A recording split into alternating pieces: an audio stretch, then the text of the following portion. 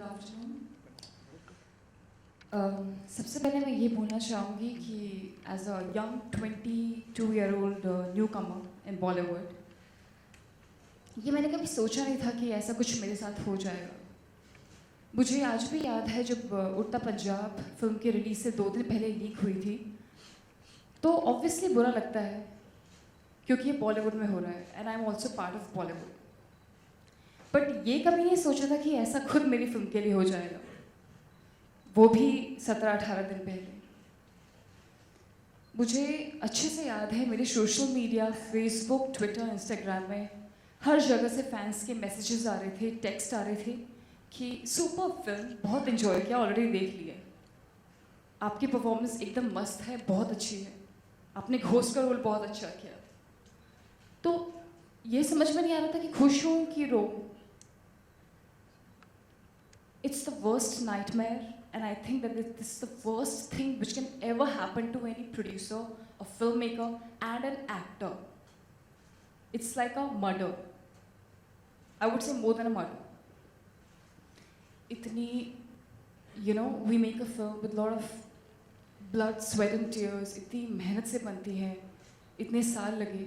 I wouldn't say 2 years, but I would say for past 13 years, because Masti is not a small film. It's the biggest comedy franchise of Bollywood in the history of Indian cinema. A lot of people and everybody, even in the audiences, had a lot of expectations from this film. And this is what has happened to us. हमको हर चीज़ में, जब से हमने promotion करना start किया, हर चीज़ को लेकर बहुत सारी प्रॉब्लम्स आई, बहुत दिक्कतों का सामना करना पड़ा डे 1 से। सबसे पहली बात, रिलीज डेट शिफ्ट करनी पड़ी। पहले 22 को आ रहे थे हम, अब हमारी फिल्म रिलीज हुई 15 तारीख को।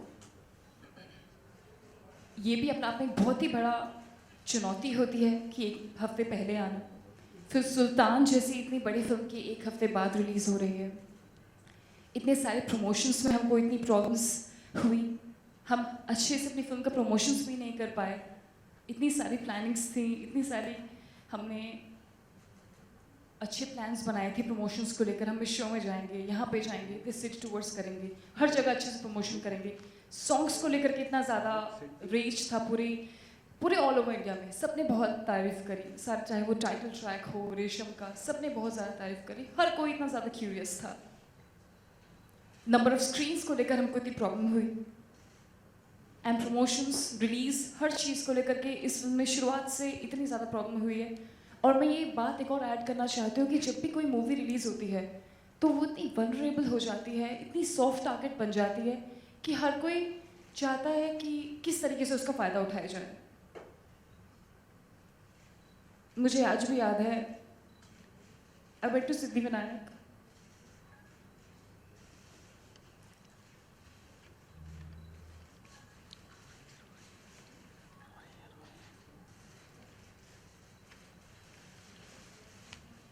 चाहे वो ऑटो ड्राइवर हो या नॉर्मल ड्राइवर, कोई भी फैन, अरे बहुत अच्छी फिल्म है, ऑलरेडी देख चुके हैं। So this is something I would like to say, not only as an actor, as a part of Great Grand Masti, but on the behalf of entire Bollywood, कि हमारे साथ हो गया है, आगे फ्यूचर में किसी फिल्म मेकर, किसी प्रोड्यूसर, किसी एक्टर के साथ ये चीज़ कभी नहीं होनी चाहिए। Stop the piracy, it is the worst thing which can ever happen. And in the end, I would like to say thanks to the entire media and my wonderful filmmaker, my director, who's a godlike person to me, Mr. Indra Kumar. My producers, amazing people, Ashok Takeria, Ekta Kapoor, entire Balaji team, Aman, our fantastic writer, Tushar Hirandani, and my most talented my actors, Ritesh, Vivek and Aftab. And so that's what I want to say, that we need to stop this, and this is such a big issue. हमारे साथ हो गए, आगे future में कभी किसके साथ ना हो, and we need to act upon it as soon as possible, because this is such a major thing which has happened. Thank you guys.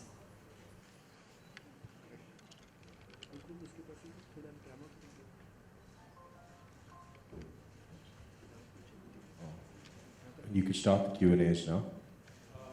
Ritesh या रितेश एक बात मैं कहना चाहूँगा कि हम क्या फील कर रहे हैं साहब। एक बात दिमाग में है कि एक किसान है, 2 साल खेती करता है, उसको पालता है, पानी देता है, सींचता है, अपनी ज़िंदगी की पूरी कमाई उस पर लगाता है, और जब फल उग जाता है तो चंद लोग आते हैं, उसको रस्सी से बांध देते हैं और पूरे बाग को लूटते हैं, पूरे पेड़ उखाड़ के चले जाते हैं, और वो वही बेबस खड़ा खड़ा देखता रहता है।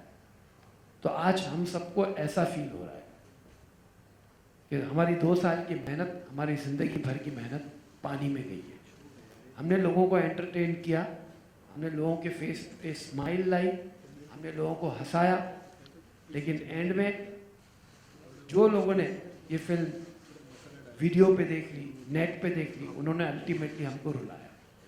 तो प्लीज़ हमारे साथ आपने किया ऐसा, आगे से मेहरबानी करके दूसरों के साथ ऐसा मत कीजिएगा। प्लीज़ पायरेटेड कॉपी देखना बंद कीजिए, इस देश में पायरेसी को बंद कीजिए प्लीज़।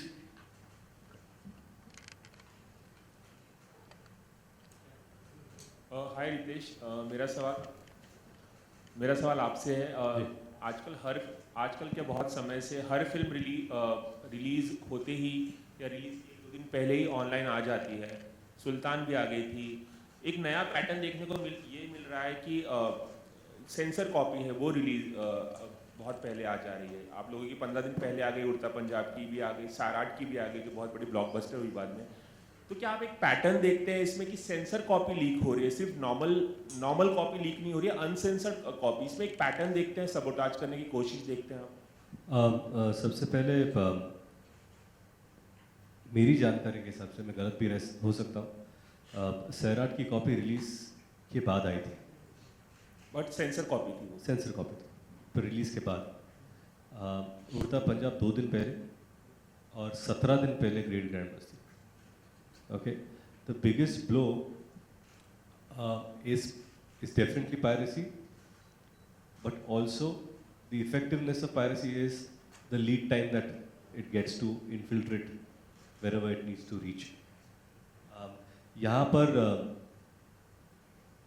जहाँ तक पैटर्न की बात आप बता रहे हो, तो I am nobody to understand such pattern. मैं से इतना जानता हूँ, जितना इन्फॉर्मेशन है कि शायद उड़ता पंजाब और ग्रेट ग्रैंड मस्ती, ये एफकैट कॉपीज़, जितनी इन्फॉर्मेशन हमारे, उतना हम लोग श्योर है।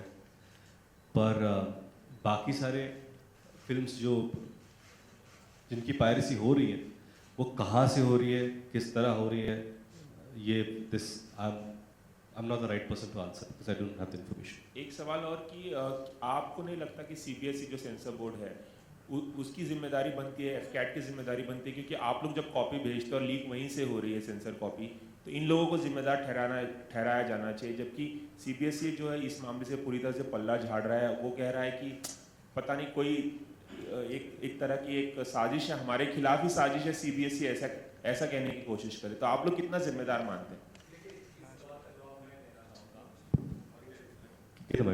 I think Hitesh ji will have to. इस सवाल का जवाब मैं देना चाहूँगा। जो पैटर्न आप बात कर रहे हैं, 17 दिन पहले जो लीक हुई है, ये अनप्रेसिडेंटेड और सिर्फ ग्रेट ग्रैंड मस्ती के साथ ही हुआ है। इसके पहले जो पैटर्न था वो काफ़ी अलग पैटर्न दिखाई दिया है। दूसरी बात, मैंने आपको बताया था कि DVD जो सील्ड एनवेलप में दे दी गई थी, और उसके बाद जब इन्वेस्टिगेशन के समय पता चला था, तब पता चला कि वो DVD कोई दूसरे एल्बम में काफ़ी और DVD के साथ रखा गया था और उसमें सील हुआ था। तो ये जो मामला है कि हम जिस तरह से DVD देते हैं या DVD देनी चाहिए, DVD अगर देते हैं तो उसे किस तरह सेफ गार्ड करना चाहिए, इसके बारे में जो भी रिप्रेजेंटेशन करना है, तो उसके बारे में तो काफ़ी बातचीत हो चुकी है, रिप्रेजेंटेशन दिए गए हैं, और वो जांच का दायरे में भी, यानी जो साइबर सेल जो इंक्वायरी कर रही है, ये सारी बात उस इंक्वायरी में स्पष्ट हो जाएगी कि किस तरह से लीक हुई है। परंतु जैसे आपने बताया है कि ये जो सेंसर कॉपी या ये जो एफकैट की यहाँ से जो लीक की जो हमारी कंप्लेंट है, तो उसकी पूरी जांच हो रही है, और as a industry we have and हमने रिप्रेजेंटेशंस भी दिए हैं और वो आगे का इशू होगा। पर आज का इशू ये है कि ये जो पायरेसी हुई है उसके हिसाब से जो डैमेजेस हुए हैं और जो अनप्रेसिडेंटेड लॉस हुआ है वो सबसे बड़ी बात है। विवेक एक सवाल आपसे है।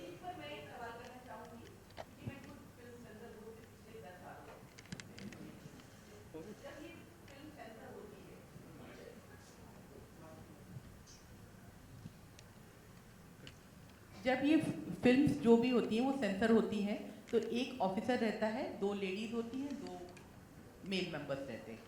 अगर आपकी फिल्म रिवाइजिंग कमेटी में गई होगी तो वो 11 मेंबर्स होते हैं, अदरवाइज ये 4 लोगों के ही होते हैं। फिर उसमें कट डेफिनेटली आपके इसमें कुछ ना कुछ कट्स होंगे। इंदर जी, मैं आपसे पूछना चाहूँगी कि कुछ कट्स सेंसर ने आपको दिए होंगे। जी, और हमको एक्सेप्ट नहीं थे। हाँ। फिर हम रिवाइजिंग कमेटी के पास नहीं गए, हम सीधा एफकैट के पास गए, दिल्ली ट्रिब्यूनल के पास। तो मैं सिर्फ सेंसर बोर्ड का आपको बता रही हूँ कि जी। इनकेस अगर ऐसा होता है तो जो कट्स होते हैं जी। वो अंदर ही देखे जाते हैं। एडिटिंग रूम सेंसर बोर्ड जो हमारा ऑफिस है Correct. उसके अंदर है, अंदर होता है। अंदर सारा सेंसर होने के बाद जिसने किया है जी। ऑफिसर और जो एक मेंबर होता है उनके पूरे बकायदा साइन होते हैं और वो सील हो जाता है। तो मुझे समझने में ये चीज़ हो रही है कि जो और यूजुअली ये गवर्नमेंट बॉडी है, चाहे वो कांग्रेस की हो चाहे बीजेपी की हो, तो वो जो इस तरह के लोग होते हैं वो लोग बहुत डरे हुए रहते हैं जो जी। गवर्नमेंट से कनेक्टेड लोग होते हैं। तो मैं ऐसा नहीं कि मैं उनका पक्ष ले रही हूँ, लेकिन अगर सपोज ये एलिगेशन लग भी रहा है तो ये कहाँ पर हो सकता है? अगर देखिए, ये हमने दिल्ली में सबमिट किया था और जैसे हितेश जी ने अभी बताया कि हमने सील्ड कॉपी दी है और जो भी ऑफिसर ये रिसीव करता है उसका भी फर्ज है कि वो रिसीव करे सील्ड कॉपी को ही। जैसे अगर आपके पास में आया, मैंने आपको अनसील्ड कॉपी दी तो आपका कोई मतलब लेने का हक ही नहीं बनता, आपको कॉपी वापस दे दोगे कि भाई इसको सील करके लाओ या अभी मुझे सील करके दो। बट जैसे अभी हितेश जी ने बताया कि वही कॉपी जब अभी साइबर सेल वाले गए थे इन्वेस्टिगेशन के लिए अभी 2 दिन पहले, तो मेरे से पहले भी काफ़ी फिल्में वहाँ पे दी गई थी। जैसे वाह ताज करके मेरे एक असिस्टेंट की ही फिल्म है, उस भी कुछ कंट्रोवर्सी में आई थी और वो भी उसने, मैंने कल ही उससे बात किया, उसने बोला मैंने उसको सील करके दी थी। अब जब साइबर सेल वाले गए वहाँ पर, जैसे हितेश जी ने बताया कि उन्होंने पूरी सील खोलकर सबको एक ही एल्बम में डाल दिया था, जैसे फोल्डर होता है ना वैसे, और उसको एक पैकेट बना के खुद ही सील कर दिया। तो ऐसे कंडीशन में उनको मिली है कि वो सील थी, बट वो जो कॉपीज हमने दी थी, जैसे आप सेंसर में है, उसको खोलने का तो कोई मामला बनता ही नहीं है, ना ही ज़रूरत है। यहाँ तक कि बाहर भी मेंबर्स को जाने नहीं दिया जाता जब तक साइन ना हो। हाँ, तो वो तो आप जानते हैं। तो अगर मैंने कॉपी सबमिट की है तो वो जो सील्ड कॉपी है वो खुल सकती ही नहीं है। इसमें स्पष्टता लाने के लिए मैं यही कहना चाहूँगा, क्योंकि इंदु जी ने जिस तरह से इसको प्रेजेंट किया, शायद क्लैरिटी कहीं मिस ना हो जाए। जो कॉपी आप देते हैं आप सील करके देते हैं, बिना सील की कॉपी रिसीव करने का उनको हक नहीं। आप जब सील कॉपी देते हैं उस कॉपी का सील खोलने का भी किसी के पास हक नहीं है। लेकिन जो इन्वेस्टिगेशन के दौरान जिस कंडीशन में ये सारी कॉपीज पाई गई, हमारी कॉपी पाई गई, किसी ने सील खोला था और खोलकर बाकी सारी फिल्मों के साथ डालकर एक बड़े बैग में सील किया गया था, ऐसा हमें बताया जा रहा है। इन्वेस्टिगेशन के दौरान ये इंफॉर्मेशन मिली है, ये साइबर सेल के थ्रू जो खुद इन्वेस्टिगेशन करने वहां गए थे। और एक चीज मैं कहना चाहूंगा, हमारे लिए ये जानकारी इसलिए ज़रूरी है क्योंकि हम रिस्पॉन्सिबिलिटी फिक्स करना चाहते हैं कि ये पायरेसी कहाँ से हुई है, ये डीवीडी कहाँ से लीक हुई है, और जिस किसी ने इस डीवीडी को लीक किए हैं, चाहे इस चेन में जो कोई भी आ जाए, जो जानकारी इन्वेस्टिगेशन में पता चलेगा, एक बार वो रिस्पॉन्सिबिलिटी फिक्स हो जाती है तो उसमें जो सारे इसमें जो वायलेटर्स हैं उन सब के खिलाफ हम लोग सिविल एक्शन लेंगे।